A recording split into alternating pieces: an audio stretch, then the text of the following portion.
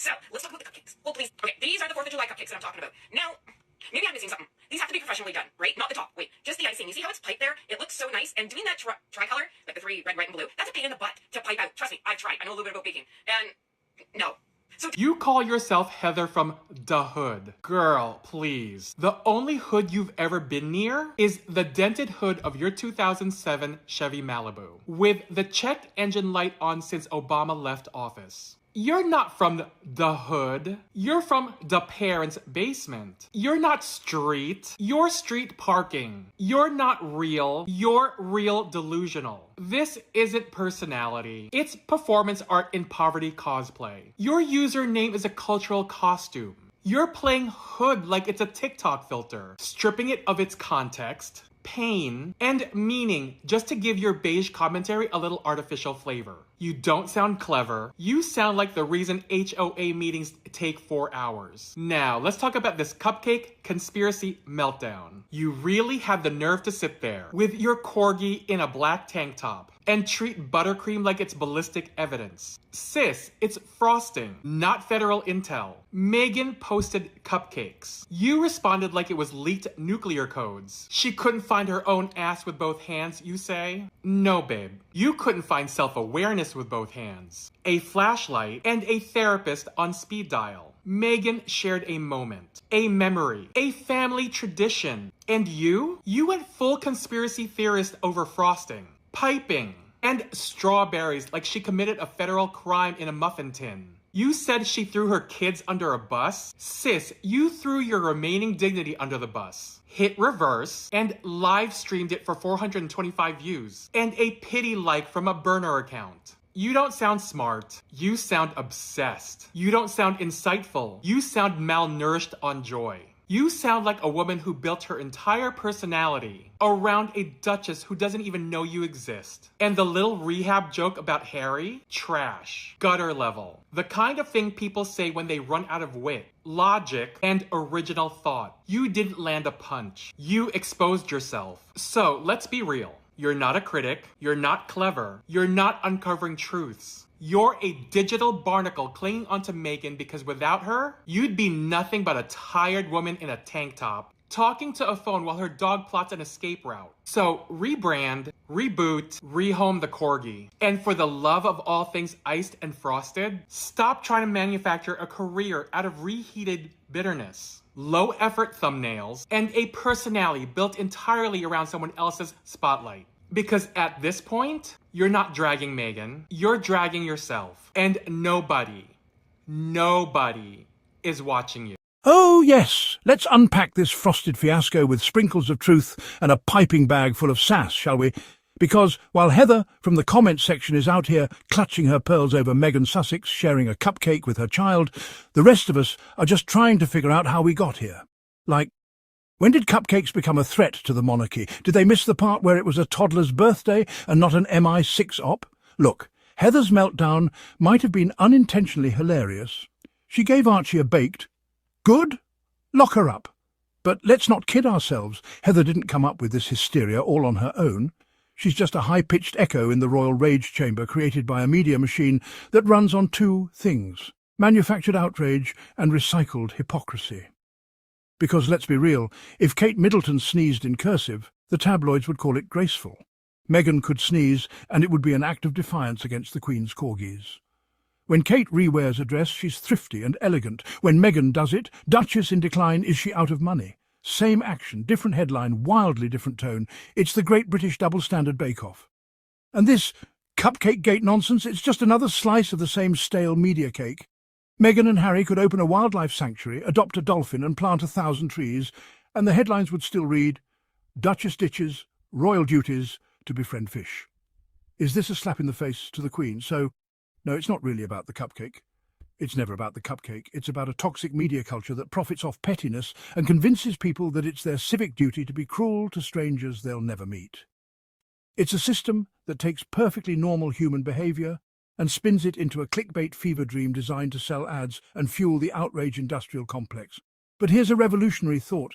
What if we just didn't? What if we stopped letting our emotional bandwidth get hijacked by cupcake conspiracies and instead, learned to knit or picked up salsa dancing? or just vibed in peace knowing that not every royal sneeze requires international analysis. So next time you see a headline about Meghan blinking wrong or breathing too loudly, take a breath, drink some tea, pet a dog, bake your own cupcake and eat it without rage scrolling, because the world doesn't need more Heather-fueled hysteria. It needs more calm, more compassion, and a lot fewer hot takes about pastry-based parenting. Let Meghan and Harry live, let the cupcakes rise, and let's all remember life's too short to rage over frosting. Oh, strap in, sugar plums, because the internet has done it again. Taken a sweet little moment of Meghan Sussex sharing a cupcake with her child and turned it into the Great Royal Cupcake Conspiracy trademark, starring none other than Heather, the unhinged keyboard warrior with a Wi-Fi signal and a vendetta. Now, if you thought this saga couldn't get more absurd, buckle your emotional seatbelt, because Heather has gone full tinfoil tiara, accusing Meghan of exploiting her children for publicity. Girl. She gave her kid a cupcake. A cupcake? It wasn't a red carpet rollout with flashing lights and paparazzi drones.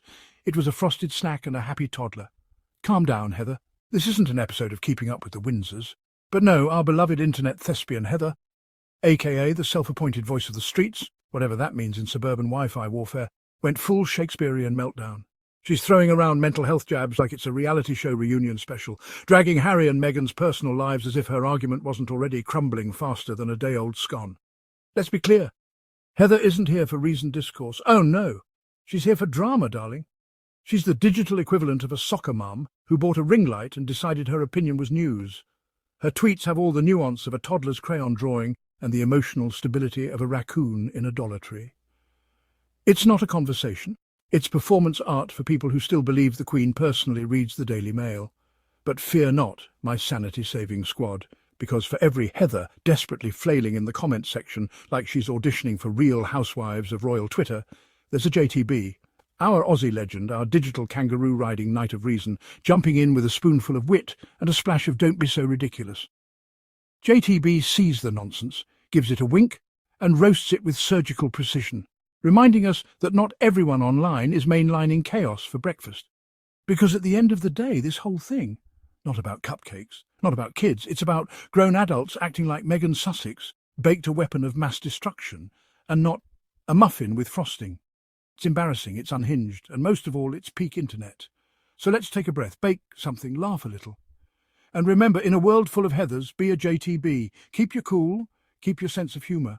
And when the drama gets frosted and sprinkled with nonsense, just grab a fork and say, not today, chaos, not today.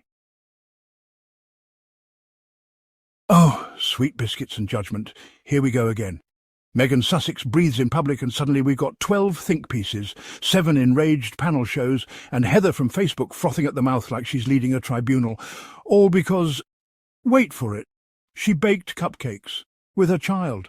Somebody sound the scandal alarm. Let's talk about the royal double standards that are so obvious they should be wearing a neon sash that says, "Hi, I'm wildly unfair." Meghan keeps her kids private. Why is she hiding them? Suspicious. Meghan shares a sweet baking anecdote. She's exploiting them. PR stunt. Meghan repeats an outfit. She's falling apart. Meanwhile, Kate repeats a dress, and it's a Royal Recycling Revolution St. Catherine of sustainable style. Like, how are we still doing this? Is there a separate rule book for duchessing, depending on your skin tone and passport? And at the helm of this nonsense, the British tabloid industrial complex, Baby, the loudest, most chaotic gaslighting machine this side of a Real Housewives reunion. These folks could turn Duchess ties her shoelaces into a 5-part series titled Is Meghan Anti-Monarchist Footwear Undermining Royal Values?, followed by a column from Heather titled My Shoes Are Also Tied, But I'm Not Begging for Attention. Let's be honest, Heather isn't angry about cupcakes. Heather is angry because the tabloids have been spoon-feeding her a buffet of Meghan hate for years, and now she thinks she's a Michelin-starred expert in moral outrage. She's been marinating in headline hysteria for so long that she's become a walking Daily Mail comment section in human form. But guess what? The real villain isn't Meghan. It's not Harry. It's not even the cupcakes, although I do suspect they were devilishly moist. It's the media machine, a press system so addicted to outrage that it's practically mainlining Meghan coverage like it's espresso, not because it's important, but because chaos sells. Meghan could save a puppy from a burning building and the headline would be, Duchess uses heroism to distract from outfit rewear scandal. The irony, the public keeps falling for it. We're being distracted, not by royals doing things, but by the manufactured noise around them. While real issues like poverty, healthcare and climate change simmer away in the background, we're locked in moral combat over whether Meghan's frosting was too performative. So, let's redirect this energy, yeah? Let's take all that cupcake-induced fury and funnel it into something actually useful. Volunteer at a food bank, call your nan, learn to crochet, rescue a cat. Let's unsubscribe from the rage machine.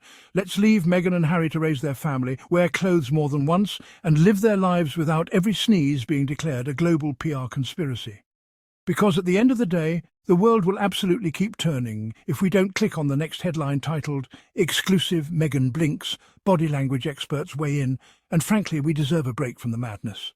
So pour the tea, eat the cupcake, and tell Heather to log off for a bit. Thank you all for watching. Hope you enjoyed the podcast. It's your host, Tyler. Love you all. Goodbye.